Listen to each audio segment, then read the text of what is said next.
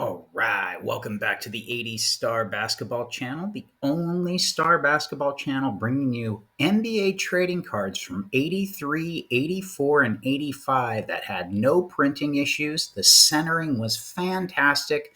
There were no surface or ink issues. They were mass produced. There's actually no Hall of Famers and no rookie cards in these sets, and thus there's very little demand and they're highly attainable. Or it's the exact opposite of all of that. And, and this is just the best set ever, or these sets. So I actually started thinking about that for Star. I was like, it is like the perfect storm happened. It has a great story. I kind of left out the fact that it, has no compelling story. It does have a compelling story. Like this really is. I think that's one of the reasons I've gotten so into this. It just has this unique, perfect storm of characteristics that allow this to be something very, very different and just really, really cool. So as I was kind of thinking about that, I thought I'd start it off that way, but. Really, gosh, if you stop and think about it, it is just such a unique thing. Just, the best draft class, all the Hall of Famers, yada, yada, yada. I know I'm preaching to the choir. So that's why you came to church. So let's look at actually one thing I did want to note yesterday that I have this up. They dubbed it in the Facebook group Non-Jordan Day. And obviously the reason is in the group, so many, the vast majority of everyone's interest is Jordan, or at least they might like other cards, but they, almost every single person is kind of into Jordan. Thus, he's easily by far the highest demand. And so, a lot of the listings really do end up focused on that. And most people are okay with it. But, there's some people sitting out there in the back going, how about something else other than Jordan? And this was probably one of the funnest, and I actually watched the forum like I haven't watched it, I think, ever. I got so into this. It was so cool. At first, I was just like, okay, yeah, non-Jordan Day. I'll see what, happens, post up. And I wasn't thinking really anything of it. And then it just kind of turned into this thing. And then I really got into it. I thought I'm surprised at how cool I thought it was. So I think we'll be doing something, and I might even call out a certain day or something, or I might even I think someone else already did say, hey, could we do this monthly or something? Well, just to see something. But it was very, very fun, and that's the cool thing about the hobby is something like that, and just got to see all these different cards.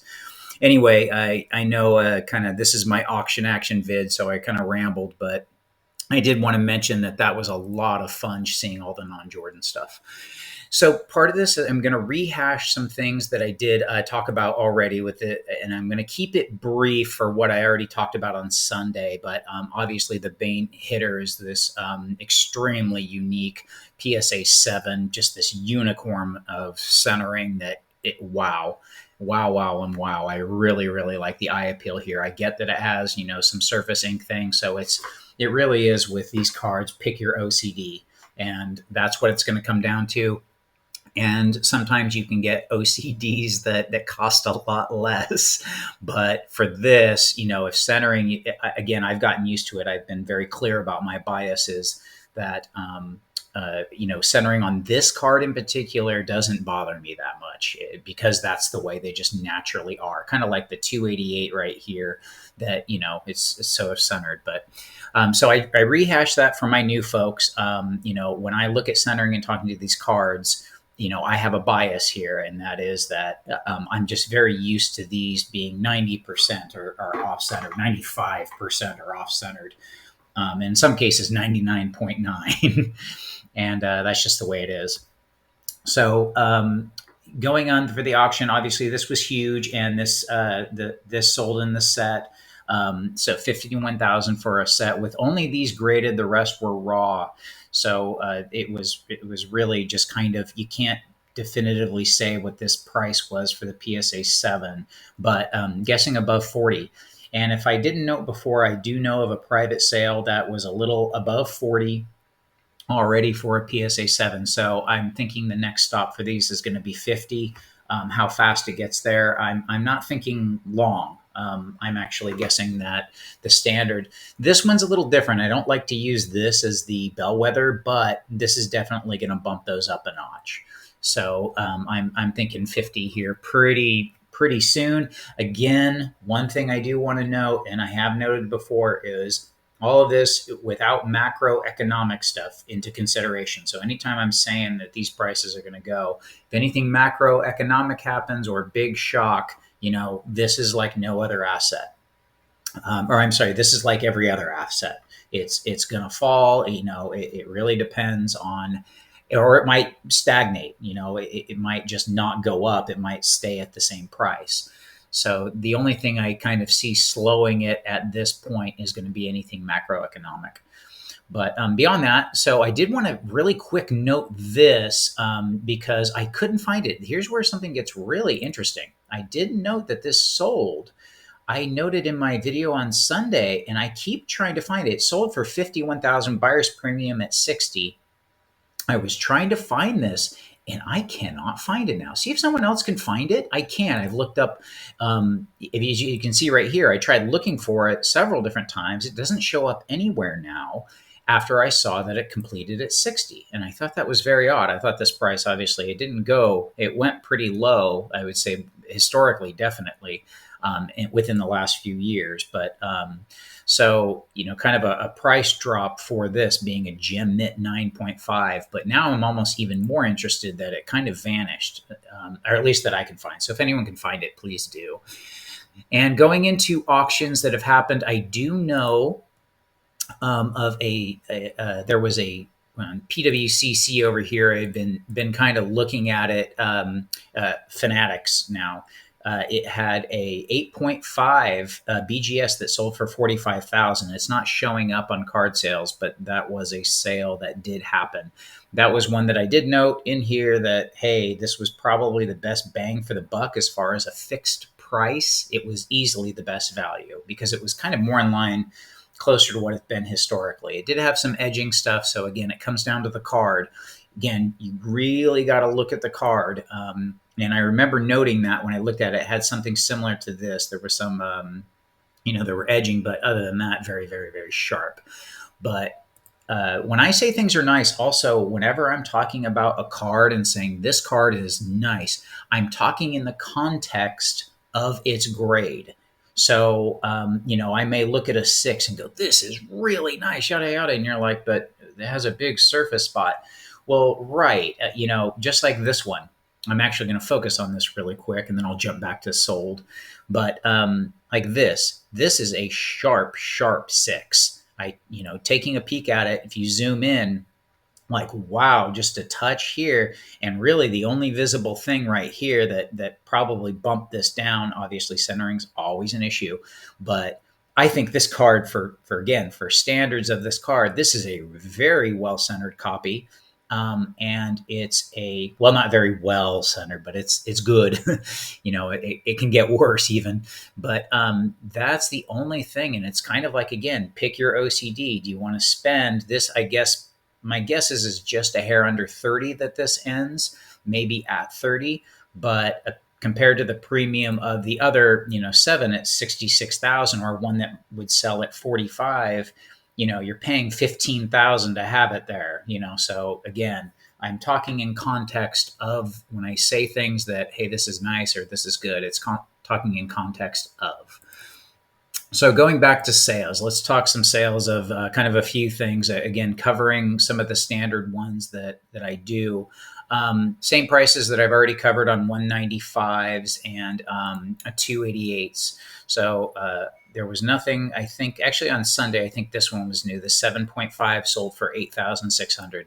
These continue to just climb. So 288s, 195s, and CK26 is kind of, that's the one I'm most confused on, but we'll look at that in a second. But 101s, I'm going to talk to supply. The supply kind of went, but it dropped down a bit, and I want to look at those. But CK26, this one's confusing to me. I'm going to disregard this because it's but it is an auto. So if you want to see what a 4 PSA with an auto sold for, about 16,000. So take a look at that, and that happened 4 days ago on Saturday, and this BGS 8 for almost 6,000, and a PSA 5. This wasn't far off in price, but grade wise, even for notching this down a grade, you got to come down and look at the card. But this one, like this, was a 5.5 for 2,500, and then all of a sudden for a PSA 5, it jumps up a huge amount. Like this is almost getting into an 8. So this was kind of odd action to me, and it either tells me that I don't lean towards shill bidding or anything like that, but maybe this was bumped a little. We can go look at it, but it's more implying almost that PSA is a demand for this card here. So, that's one thing I probably would say. The PSA always has a premium, but maybe for this particular buyer, they were looking at, hey, I haven't seen a PSA copy come up, and I'm going to get my PSA copy, because most of the rest are all BGS, as you can see. Going back to June 12th, the last one that I can see that sold. So CK26s are definitely an interesting one, but I think this person was looking for a PSA copy. Again, I said I'd go look at it. Let's try and go see it. If we can see it, view original listing, just to take a peek at how maybe this might stack up. Yeah, pretty sharp. Oh, definite eye appeal. Yeah, other than seeing nothing that I can really see, unless there's something glaring on the back. Nope, not noticeable. Okay, yeah, that's a pretty solid 5. You can see why that went high. Maybe someone cracks it and actually goes the BGS route. Maybe that would be an 8 kind of thing. So anyway, fun to look at. Again, the others that are still going, let's even look at right here. We'll even go Barkley and look at a 202. Almost said 237, which is a key, and see if anything happened. And nope, nothing new. So, and actually, just for time's sake, I'm going to kind of move on. But basically, still, I'm seeing the same thing. I'm seeing a trickle up for bags or for singles of Barkley and other Hall of Famers. Akeem, Stockton, Drexler. These are much more muted price increases than anything Jordan, but am noticing that for sure. So real quick, we'll look at things here for the Jordans. And this eBay this might fluctuate a little, but it's kind of been stagnant here for now a month something. So I can kind of say that the supply, these 6 results don't matter. So this eBay is actually at 12. And remember, there's probably 12 something bags, or not 12, but I can go and look for the next one. The bags that are for sale on eBay, there's definitely some there. You know what? And we can talk about this. I was about to say something about Fanatics. I'm kind of noticing a shift from eBay to Fanatics. That's one thing I've noticed. The inventory now has been there for about a month, and the one that sold was off PWCC, but it was pretty reasonably priced. That's why it moved. So, but I have noticed that the numbers are higher here, and the numbers are way lower on eBay. But going back to January, not many were on PC. It generally had like 3 or 4. So not obviously a huge number, but it's definitely noticeable. And here, so for Robert Edwards auction, this 8.5 has some surface issues and stuff. So I'm not seeing this as a solid 8.5. This PSA 7, pretty standard, but pretty good. Again, that centering, like I said, it's good centering when it's not.